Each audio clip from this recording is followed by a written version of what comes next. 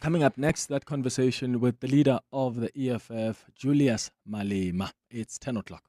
After 10 o'clock, Dumelang. Welcome to the second hour of the Clement Manyatela show. Thank you for staying with us here on 702. And thank you once again for your contributions on the 702 open line. I really always appreciate that.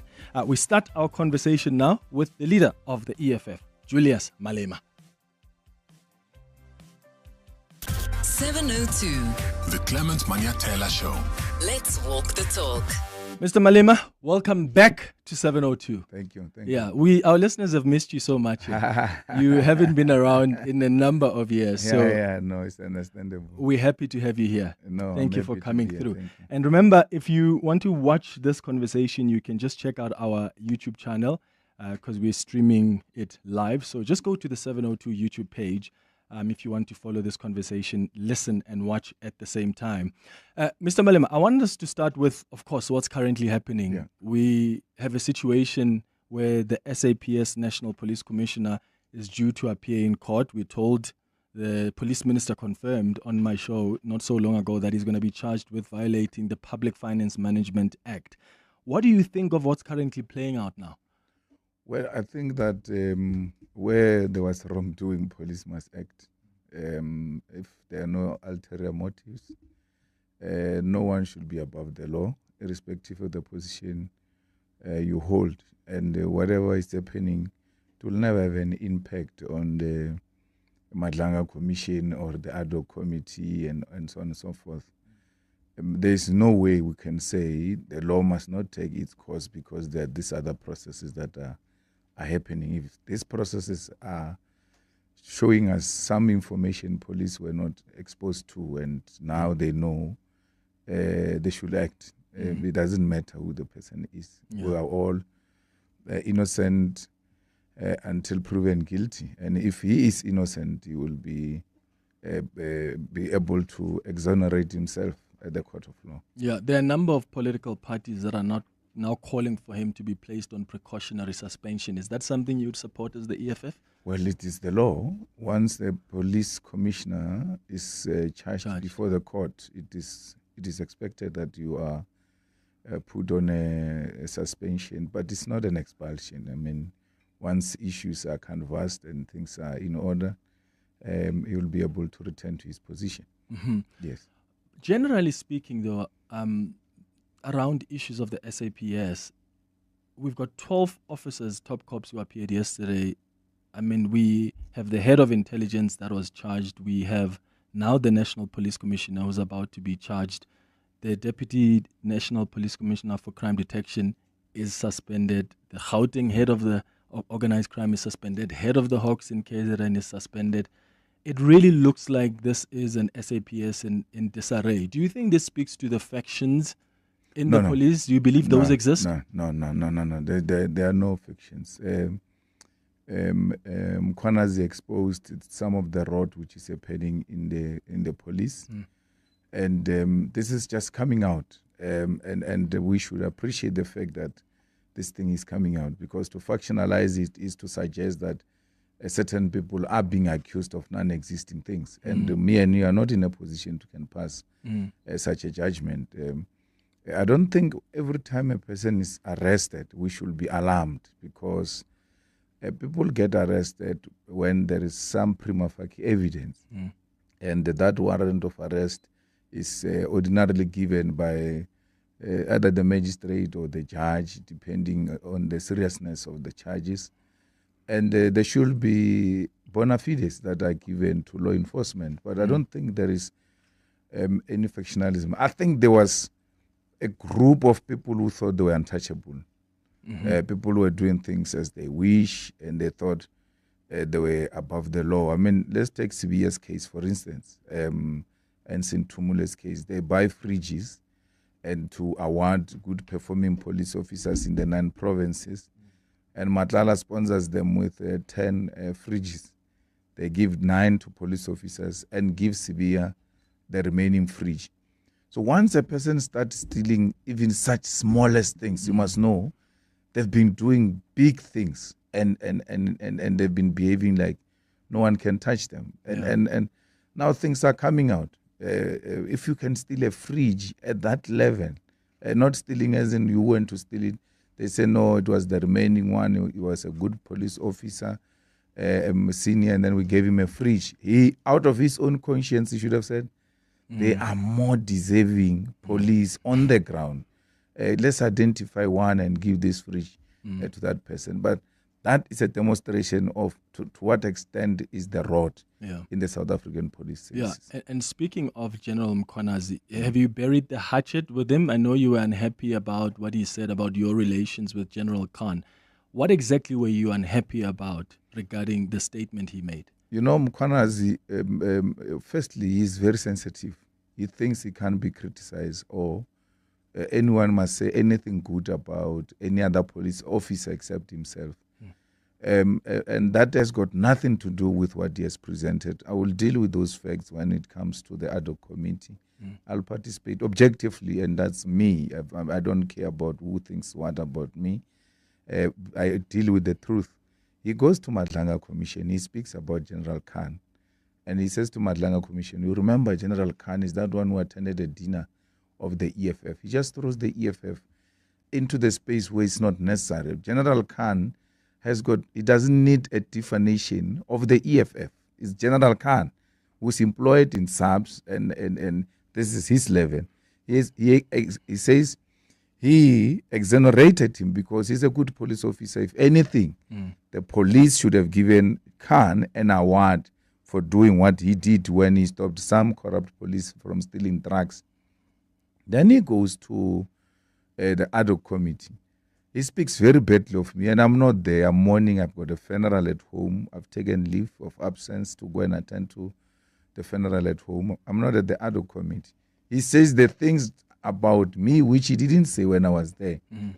He says, yeah, some of you MPs here, because that's how he speaks. He speaks us in a very condescending manner, like he's some boss of ours. We will not be pushed around by a police officer. We have not broken the law. The only time a police officer must do that to us is when we have broken the law. Some of you here are praising Sintumule, that Sintumule can be a national commissioner. She can be. She's highly qualified. And I never said she must be. I said, look at your credentials. They get destroyed by a spur of a moment because you interacted with a criminal. And all of that work you did in the police gets destroyed. But if we're to look for a female a national commissioner, you stand a very good chance, but you messed it up by entangling yourself with criminals. That I spoke good about Sintumile, and that Sintumile can be a national commissioner and not him. That is an offense. Because if you don't speak about him as a national commissioner, he takes offense about that. And he says, yeah, Malema, who is known, Khan, who's very known to Julius Malema and all of that. But he doesn't tell how, and he says, I met Malema through Khan. He doesn't tell how he met me. He called, I went, and if we had a media with research capacity in South Africa, you should be playing that clip. I went to a rally in KZN. I criticized him about AKA's matter. I said, Mkhwanazi, before he did this July thing, our favorite provincial commissioner, I love him so much, but I'm beginning to have doubts because he's not making a move on AKA's case, where a killer kills such a high-profile person in front of a camera, and we can't find that person. That makes mockery of the whole policing system in South Africa. Sensitive Mkhwanazi couldn't take that criticism. He called Khan and asked for a meeting with me. And Khan called me. Khan is well known. Khan is a comrade, well known to me. I knew him from the ANC time. In as much as I know so many of all of them, I'm not an arrivalist in the national politics. I know a lot of people. Khan says, no, this guy is asking to see you. And then I said, okay, that's fine. If you are comfortable and you know him, you can come and we meet. He comes with Khan. Vianney Pambu was there. Vianney received them into the meeting. And that's when he gave me a brief about AK's case. And said the guys are arrested, but they're not arrested because of AKA's case. They are arrested about something else. I'm just at the tail end of finishing the evidence on AKA's matter. Then I'm going to charge them with AKA's matter. But I would not reveal it, because if I reveal it, Begicele is going to tamper with this evidence and mess up this case. So just of AKA. to clarify then, he's the one that contacted Khan, because I listened to that clip again this morning. The suggestion he makes is, Khan, for some reason, you asked Khan then to arrange a meeting with him, and he said in that clip, we didn't need Khan to arrange this meeting. You could have just contacted him directly. I didn't want anything. I called him for a meeting for what? I didn't want anything from him. What did he? Why? When I called him, he must say I called Khan to call him because of what? You know, I once said in a press conference, General Masemola can't send an email. He can't type. He has got no capacity. He can't send an email. I was told by Mkhwanazi in that meeting that Masemola can't write an email. Yeah, he told me that in that meeting. You can ask Khan about it. You can ask Vianney about it. And that's when I was confident to say it in public, because it came from a credible corp, that the National Commissioner doesn't know how to send an email, and he has surrounded himself with female generals because he's scared of male generals who are going to challenge him because he's got no capacity. And I said that. I repeated that in public in confidence because I was told by him. There are people who've characterized your criticism of Mkhwanazi as an attack. I even saw Mbuyiseni Ndlozi tweeting that, you know, Mkhwanazi must be shielded from all petty, egotistical, pompous, and parasitic attacks. You don't think that was an attack, do you? No. That's why I'm repeating it. Anyone can hold any view, any short syndrome man's view on this matter. I don't care. I've got my own views and I speak facts. He must never, Mkhwanazi, use EFF or Julius Malema or CIC as a swear word to General Khan. If he wants to insult Khan, he says, EFF, Malema, dinner of EFF. What is that? Has got to do with anything. We've never done anything to the guy. He's just attacking us. And you expect us to fold our arms? He says, I met Malema through Khan, suggesting some impropriety. And he lives there. He leaves the sentence there. So once you don't tell the full truth, it amounts to a lie. You're lying. Why are you hiding that you called Khan and you spoke very bad about your minister to me? And you spoke very bad about your national commissioner to me. He must know, Mkhwanazi, I'm not scared of a policeman. I've never provoked him. I've never said anything. But he must stop dragging my name. And people say, Malema is saying all of these things because he's got anything to hide. Why would I say that if I've got anything to hide to such powerful people who are arresting people willy-nilly? I mean, look at that security guy, Calvin, in KZN. Mkhwanazi goes and litigate with Calvin in court, and then he says this guy is defaming him and all of that. Rightfully so. Mkhwanazi wins. He doesn't wait a day. He goes and apply for search warrant against Calvin himself. Is involved, directly involved in searching Calvin and all of that. I'm not here. I hold no brief for Calvin. But why would you do that when you know you and this guy have got issues? That's an extreme conflict. You should assign someone and say, look, I received this information. Please deal with it, because if I deal with it, it's going to appear like I'm revenging because I was with this guy just yesterday or in the morning with him in court. Yeah. You have said through the ad hoc committee, there's been hearings after hearings, allegations after allegations, lots of witnesses who've appeared there.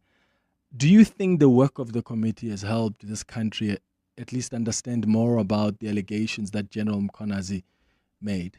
Absolutely. We're seeing arrests now. We're seeing prosecutions. Masemola made one point when he was there, is that since Mkhwanazi spoke, we've seen people being prosecuted in Johannesburg, in Gauteng. People who are not being prosecuted and all of that. So all of this helped to get us somewhere. We might not be where we want to be, and we have not finalized our report. Clement, this thing is very simple. You make an allegation, you bring proof. You are not God, you are not Jesus Christ.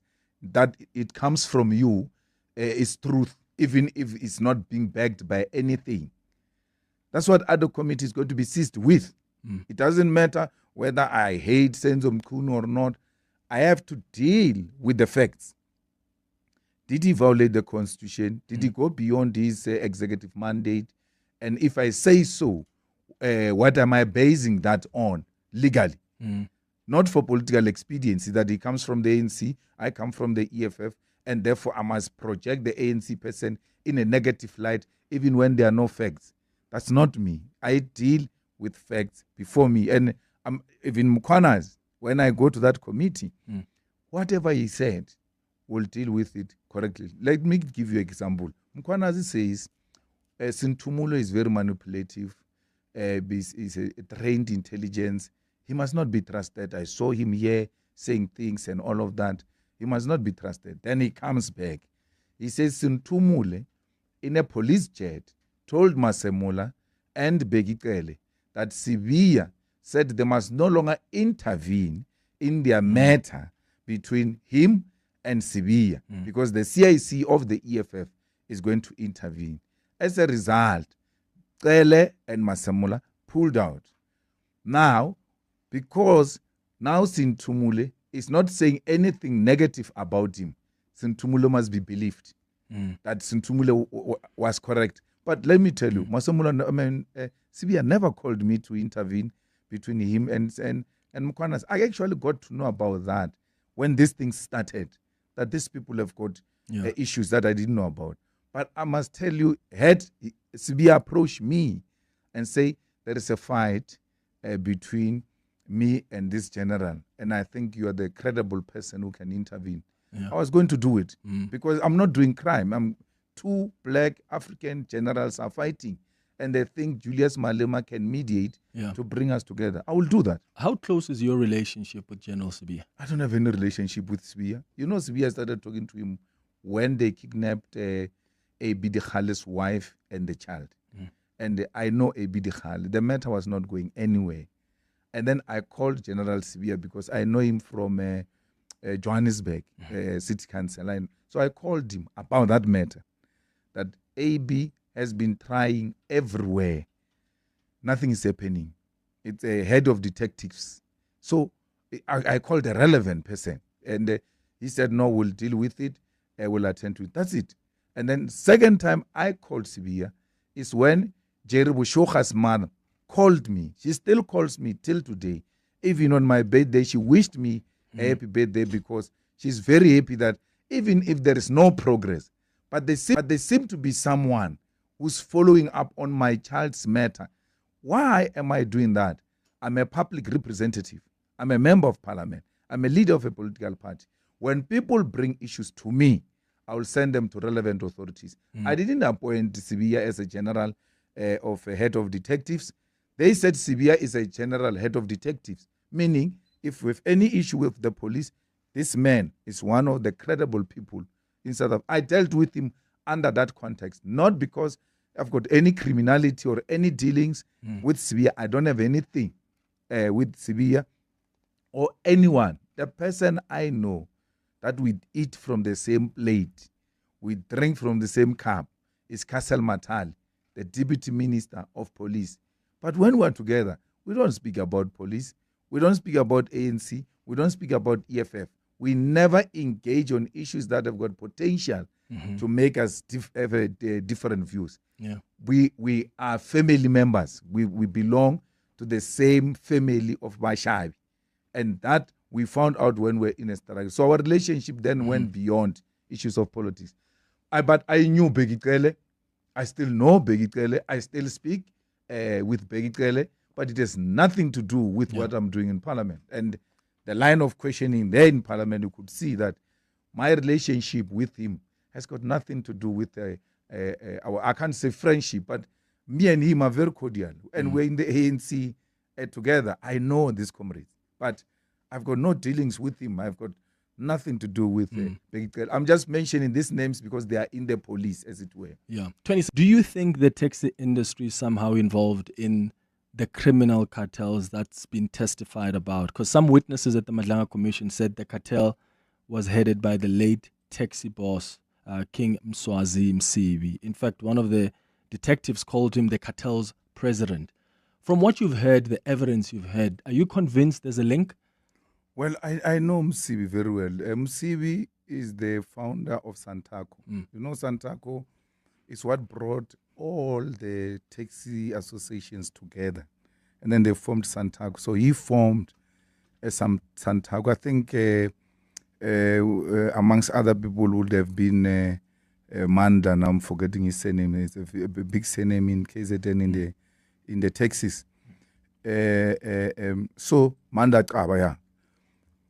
So we were not, our terms of reference was not to investigate whether there is a taxi, a cartel that has captured the criminal justice system. Our terms of reference is that we're looking for drug cartel called Big Five or something five cartel. That drug cartel has captured the criminal justice system, including private individuals who have control over the criminal justice system. That's why in our dealings, we never called anyone from taxi association to come. Otherwise, we would have said to Joseph, you come. I want to understand what role are you playing, guys, in the criminal justice system or anything of that sort. So in the ad hoc committee, there was nothing fundamentally that suggested that a taxi industry, as an industry, captured the criminal justice system, and as a result ran the criminal justice system. For instance, when they said that white arrogant man, I'm forgetting his name now, infiltrated IP, Paulo Sullivan, we called him. It's an individual. We called him. So had they said this or that person in the taxi industry, they are using the taxi industry to influence the criminal justice system, we'll call them. I mean, one of the big fight I had with my brother as Kosana, we kept on saying, no, even judges are involved. I said, don't generalize. If there is a judge who is involved in undermining the criminal justice system, mention the name and give us reasons why you're saying so. As long as you establish the prima facie, there's no judge we're scared to call. That name has never come through. We're told National Prosecuting Authority is captured. Who of the prosecutors came before the ad hoc committee? It was like we're investigating SAPS, and SAPS is not the criminal justice system. Criminal justice system includes correctional service, the judiciary, the National Prosecuting Authority, and the police, and so on and so forth. The people who were at the center of this investigation were the police. And police are not a criminal justice system. So we have never been told of anyone, including Msibi, except when Begitkel was asked whether he knows Msibi. He said, yes, I know Msibi. I spoke at this funeral. Julius was there. He spoke at this funeral. Mbalula spoke at this funeral. But you only know him as the president of Santaco. You've never really been to his farm. No, not as president of... no, the founder. Yeah, Santaco. I know him as a taxi boss. Have you been to his farm? Yes, I've been. I've been to his wedding. I've been to the white wedding, the traditional wedding. I've been to his funeral. And in every place where I've been, I've never been underground. It has been public. I mean, I'm a noticeable figure with a huge presence, so I can't be there. Nobody sees that I'm there. Are you surprised now then by the allegations that are coming out against him? I will not be surprised.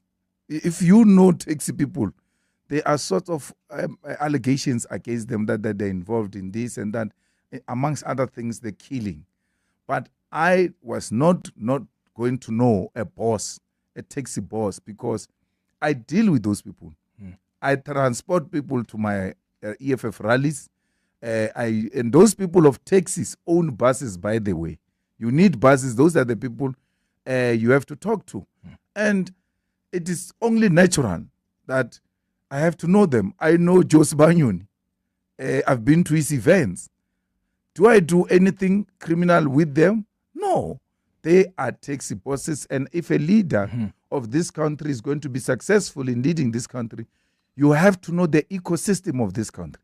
And that's what I did. I've got nothing. And even when I spoke at Mswati's funeral, I said, you know, whatever you can think about me and this man, I've never done business with this man. The only thing I did with him was to engage in Robert's debate because he was very argumentative. And every time we meet, we argue about this or that. Okay. I see your WhatsApps coming on 072-702-1702. I'll get to them in a moment. Your calls as well on 011-883-0702. Mr. Malema, let's talk about local government for a bit. What's the strategy around coalitions in Gauteng? I mean, you've been back and forth with Ekurhuleni for a while now. What's going on there? Well, it is the nature of coalitions. Once you've got coalition governments and someone wants to be arrogant as if they've won power, then that leads to the collapse of the coalition. So for instance, let's take the coalition in Tshwane. There's no one who's arrogant there. Herman's person is a mayor of Tshwane, always readily available to talk and negotiate about this or that issue. But you've got a mayor in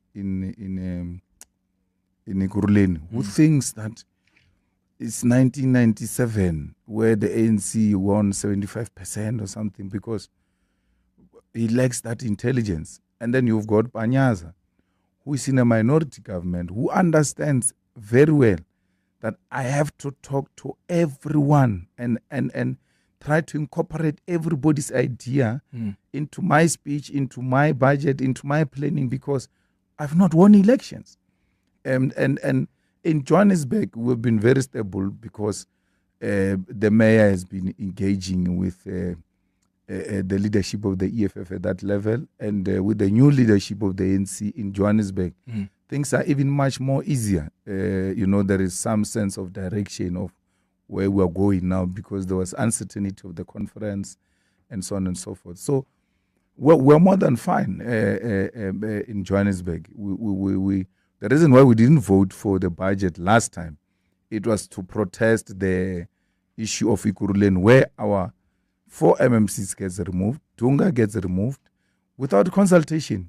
And then the position of speaker belongs to the EFF. Remember, you agree, EFF takes speaker. And then we can get our speaker to go to the legislature so that Dunga can be a speaker. You take away from the speaker, we take that position from the EFF, and you give it to AIC. Today, now, at 10 o'clock, they must vote for a budget in the provincial government. They must go and call AIC to come and vote for them because they've removed the EFF for AIC. The mayor of Ekurhuleni, when I interviewed him, he said Ndunga was removed for non-performance. And he was complaining that the provincial government and the ANC at national level often wants to put pressure on him, even when he says he can see that some of the EFF MPs like Ndunga were non-performing. No, Ndunga was one of the best. I mean, the good thing with MMC of Finance is numbers. Numbers speak for themselves. Service providers are not being paid in Ekurhuleni. During Dunga's time, he called all of them with historic debt, put them in a hall, set up the finance staff. Each and every one of them had to go and explain why he's not being paid. And if the stories did not make sense, these people are deserving to be paid. They were paid. The finances of that institution were in good condition, and they were still winning awards for Dunga's term, even when Dunga was gone. So he absolutely doesn't know what to talk about because Dunga is not a ball boy. He's not going to push around Dunga and think that Dunga is a member of the ANC. He's got a problem with Dunga. You talk to the EFF because it is the EFF that gave you Dunga. The ANC, they said they want a mayor. We gave them a mayor. We didn't give them a name. Even this dunderhead of theirs in Ekurhuleni, with all his shenanigans, we can only say remove this person. But once they remove that person, we can't say put so and so. We can't dictate to the ANC as to who they must put. He's got no authority, none whatsoever, to dictate to the EFF who the EFF must put. He must know that the ANC is going to be in serious crisis, not only in Ekurhuleni, everywhere else because of him. And the ANC must make him to carry that responsibility alone and him alone. There's no way where EFF has been arrogant about anything in the coalition government, because we know we have to work in the best interest of our people. But you must not forget we're in politics here. If we're being delegitimized and being violated and being made irrelevant, there's no way we're not going to fight back. Yeah. Well, one of the questions the listeners said I must, because when I told them you're coming on the show, and I saw one question that came out a lot was, of course, regarding the allegations that came out at the Madlanga Commission about whether or not you as the EFF are involved in contracts in these metros where you are involved in coalitions. Can you state categorically that you don't use your MMCs as the EFF to try and get access to tenders or give tenders to specific companies that are linked to the organization? We don't do that, but also, Clement, nothing like that came out of Madlanga. There's nothing like that. They said the deputy chief of police got 7 companies, and then he gave them to CFO. To that Sergeant Nkosi. Then he asked Nkosi, please ask the CFO if these are legitimate companies from the EFF. They never said the companies were from. Someone gave them the list, and they wanted to authenticate whether that is from the EFF. They never said there was any authentication by the EFF that this is their list. So there is no such allegation that the EFF gave them a list. The EFF doesn't get involved in tenders. The EFF doesn't give anyone a list and say, do the following. We don't know the CFO. We don't know the deputy chief of police. We don't know Nkosi. They are all employed by governments in those municipalities. We never employed any CFO. We never employed any deputy chief of police. We never employed Nkosi to an extent that we can give them a list and say, this is the list of the EFF. That is a complete lie. They must tell you who gave them a list. They were still coming to verify the list with me, and I'm still waiting for them to come to me and ask me, is this an EFF list? I'll ask them for the minutes where such a decision was taken to send such name. Will you support calls for an investigation into the CFO there in Tshwane as the EFF in council? Yeah, an investigation is more than welcome, but the list doesn't come from the CFO. The list comes from the deputy chief of police, asking Nkosi to ask the CFO to investigate the EFF. Yeah, I'm asking if there's any wrongdoing of the CFO, investigate him. He's not an EFF member. He's not an EFF deployee. We have no reason. We have no any hold over him. And if there's any action, they can take any action. Actually, the MMC, Ubakeng, was telling me that they had a meeting of ESCO or whatever they call it, which took a decision to take action against the CFO. Okay. And then we said we support that. There's no problem at all. What's happening in KwaZulu-Natal? The MK party the other day was telling me that them, together with you, wanted to meet with the ANC because you're trying to see if you can form a coalition there. Once you said MK party was enemy number 1, but you've indicated that in areas where we agree we can work with each other. Is this that area where you think you can work with the MK party in KZN? Absolutely. Anything that makes us remove the DA, we'll come together and remove it. Because we don't want the DA. We want a government that is going to deliver services to the majority of our people. The DA is not about the people. It's about the property owners and defending the property rights. And we know who are the property owners. That's what they're concerned about. They are not concerned about changing the property ownership patterns in South Africa. And the MK won majority votes. In KZN, it was not voted by EFF. The EFF has got only 2 seats. If we come together with NFP, we only need one, just one, from any of those parties. we constitute a government that is based on the will of the people of KZN. Whether the MKP has got capacity or not is for me and you to do political commentary. But the people have chosen, and people are governed by the leaders they deserve. They said they deserve MKP. Give them MKP. Why are you denying them MKP? That's Do you what think they deserve. have capacity, though? I don't think they've got capacity. But the good thing with government is that it has got systems. It's not like this MK where they change people and do willy-nilly things. In government, you do a wrong thing. It doesn't matter whether you are MK or not. You'll get arrested. Yes, so they are going to go in there.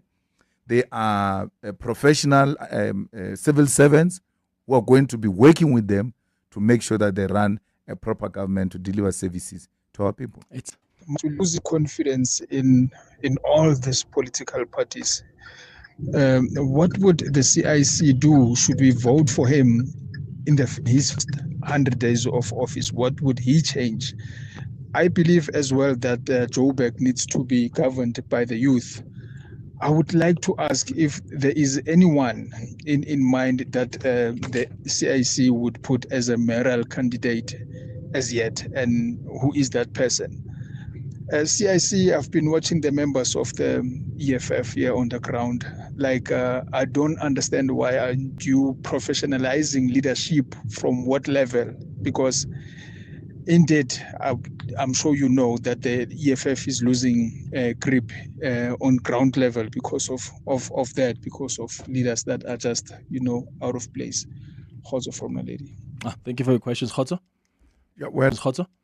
Yeah, well, I think I agree fully with the first caller that Johannesburg needs a young man, needs an energetic person, and needs a very, aggressive person who's going to change, especially the inner city. We've allowed a situation where the city has deteriorated, but we cannot put mayors before we put manifestos. We have to put a manifesto so that when we come to you, Clement, and say, can you be an EFF mayoral candidate? You should have read what is expected from you and say, no, I think I can do this job. We can't put you first and give you a manifesto after. So once the manifesto has been launched, mayoral candidates are going to be announced in all metros, including strategic municipalities in other provinces. Okay. The issue about professionalizing the leadership of the EFF on the ground? That's what we're doing. Actually, we're going to issue out the guidelines on who could constitute a candidate, what candidate, a mayor, and all of that. We're putting more emphasis on personal development, where people should have the basic necessity like matric, should be professionals, be reputable people, respectable people, pastors, traditional leaders, and things of that sort. But that will be issued, and I think we're going to have a meeting after this, and then tomorrow, CCT, then from there we'll publish. Do you agree with him, though, that there are weaknesses on the ground when it comes to the leadership of the EFF? Well, the EFF is a new organization. It's still trying to find its feet. It's turning 13 years, and we've done wonders. And by all indicators, the EFF is demonstrating that it is growing. By professionalizing EFF, I hope the caller doesn't suggest we must make EFF an elitist organization. It is a mass movement, and we know what constitutes the masses, and they must always find an expression in the EFF while we're balancing it with the level of professionalism. Morning, Clement and CIC. Can CIC please maybe elaborate or canvass the issue of manyatela with regards to the people who have been removed from their positions and ultimately got their membership terminated, such as Selwani and April and others as well? I'm highlighting those two because they were seen to be very, very prominent in the regime. Thank you very much. Thank you. Well, Selwan and April were always engaged in permanent fights in manyatela, a municipality where the EFF hold very serious potential to win it. And they've always projected themselves to be bigger than the organization. And the organization had to take action, and they were in a much, much more better position now. Morning, Clement. How are you? I hope you're well. Morning to CIC as well. So, what I would like to know, Clement, is what is CIC's views about the visit of the President Jacob Zuma at the time of the aunt's funeral and the views of the president about coming together as black forces and approaching or confronting the white monopoly and white capitalism, things like that. What is his views about that? And yes, I that's think what I would. the visit of President Zuma to my family is highly appreciated. That as Africans, when someone is bereaved and is a colleague, is a comrade you have worked with, there's nothing wrong stopping you to go and attend that funeral. I mean, Dalimpofu was there. I buried Dalimpofu's mom. I spoke at Dalimpofu's mom. And it is only human, is African. And President Zuma never said we must come together as one. He said, with our different political formations, when it comes to issues of black people and Africans in particular, for us to survive this exploitation and oppression of black people from time to time, when issues are confronting our people, we need to come together and work to defeat this continuous oppression of black people. He never said, collapse MK, collapse EFF, bring everybody together, let's form one party. He said, we've got two different political parties, but where the interests are common, we shouldn't hesitate to work together. And we're not confused about that, and we agree wholeheartedly with it. I mean, we fought a lot with President Zuma, but he still saw a need to come and say sorry to the Malema family for what happened. Yeah. There are people I buried their parents. They never even sent me a message. I mean, one of them, I went to their family home and they were feeding people a tin fish at the funeral. I had to take a decision there and there to go and buy a cow. And today they insult me during my bereavement. Is that Mbuyiseni in class? No. I mean, that will be a level of degeneration. You know, some of them, I took them to circumcision, by the way. I took them literally to hospital to be circumcised. And today they think they can speak to me the way they want. So, and the things we did to President Zuma, and is able to put aside those things and still come together and say, sorry, always when a black person dies, it affects all of us. Is that majority? I mean, not majority.